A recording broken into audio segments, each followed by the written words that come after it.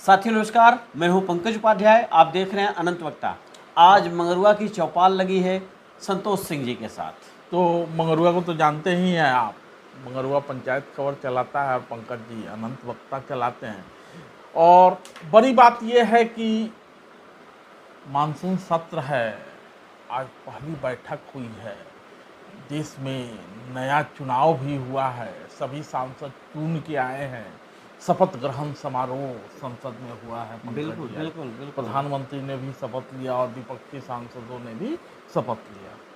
कुछ दिखा आपको विपक्ष के एका को लेके और प्रधानमंत्री माने पहले और अब के संसद में कुछ अंतर दिखा? क्यों नहीं, पहले वाली संसद और अब वाली संसद दोनों का सबसे बड़ा अंतर ये है कि ये वाली जो सरकार है वो बैसाखी पे है। सीधी बात, खुद एक पार्टी का कोई बहुमत नहीं, किसी भी दल का। सबसे बड़ी पार्टी भारतीय जनता पार्टी है, एक तो है।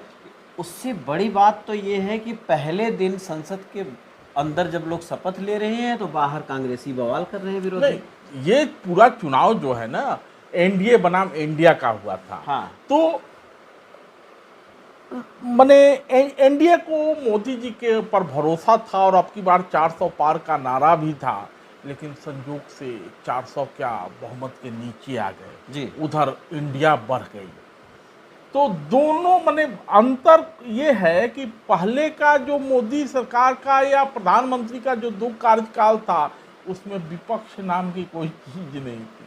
विपक्ष कमजोर दिखाई दे रहा था, विपक्षी दल के नेता भी नहीं थे। कमजोरी का मतलब ये है कि संसद में 54-55 सांसद विपक्ष के लिए होने जरूरी हैं, तभी उनको मान्यता मिलती है कि विरोधी दल का नेता।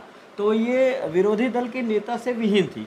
इस बार जब राहुल गांधी के खुद 99 सांसद हैं, राहुल समेत, तो 99 वो एक आंकड़ा है कि सदन में विरोधी दल का नेता, एक उसको मान्यता मिलेगी और एक कैबिनेट मिनिस्टर का प्रोटोकॉल उसके साथ होगा। तो संसद में इस बार विपक्ष भी होगा। पक्ष तो सत्ता पक्ष तो हमेशा ही होता है और लोकतंत्र की मजबूती के लिए सत्ता पक्ष उतना ही जरूरी है जितना कि विपक्ष। लेकिन थोड़ा सा हल्का सा लकीर है, जैसे ही आप चुन के आते हैं तो जनता का मत प्राप्त करके ही आते हैं, लेकिन जब आप सरकार चलाते हैं तो ये माना जाता है कि सरकार चला रहे हैं, नीतियाँ बना रहे हैं, वो नीतियाँ जनता के हित में है कि नहीं, उसका पहरुआ विपक्ष ही है। बिल्कुल, और विपक्ष मजबूत है निश्चित तौर से। पहली बार ऐसा लग रहा है कि इस दशक में हाँ, पहली बार मैंने ये तीसरा कार्यकाल है मोदी जी का। तीसरा कार्यकाल का पहला दिन संसद का दृश्य कुछ इस प्रकार था कि अंदर शपथ चल रहा है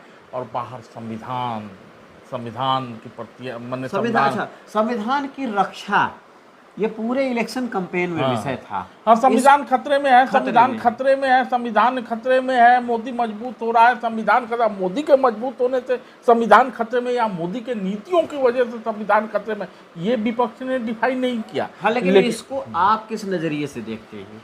देखिए, मैं तो ये मान के चलता हूँ कि इस देश में चाहे कोई भी सरकार आए, एक बार आपातकाल को छोड़ के, जिसकी चर्चा आज भी हुई थी, इमरजेंसी बनाम संविधान, तो आपातकाल को छोड़कर अभी तक कुछ ऐसा हुआ नहीं है जिससे हम ये कह सकें कि संविधान खतरे में है।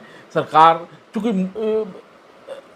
ये एनडीए सब लोग चुन के आता है, एनडीए की बैठक होती है, प्रधानमंत्री को चुना जाना है और प्रधानमंत्री सबसे पहले जाके संविधान के आगे ही नतमस्तक होते हैं। तो विपक्ष ने कहा कि नतमस्तक होना और बात है और संविधान सम्मत काम करना और बात है। तो विपक्ष कुछ कहते रहता है और उसी की अभिव्यक्ति है हाथ में संविधान लहराना।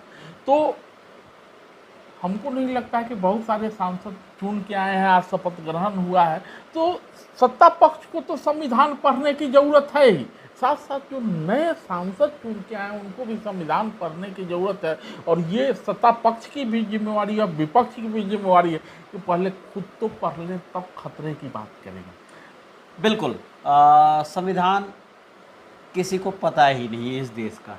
लोग अपने अपने तरीके से संविधान गढ़ने की बात करते हैं, उसमें जिसको मिला नहीं वो अंगूर खट्टा है, जिसको मिला है वो उसे और मीठा करने की कवायद में जुटा है। आज हमारे देश में लोकतंत्र फल फूल रहा है। बाकी सरकार अपने हिसाब से नीतियां बनाती हैं और विपक्ष उस पर सवाल खड़ा करता है।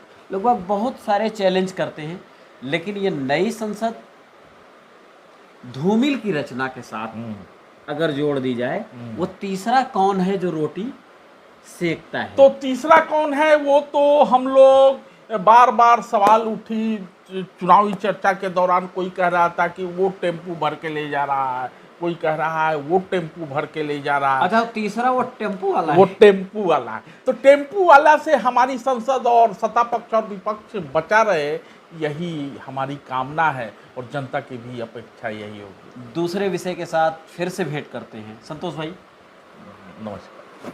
आप दर्शक बने रहे, आई बटन और डिस्क्रिप्शन में और वीडियोस को देखें। अच्छा लगेगा, कमेंट जरूर करें कि आपको क्या अच्छा लगा, क्या बुरा लगा। धन्यवाद, नमस्कार।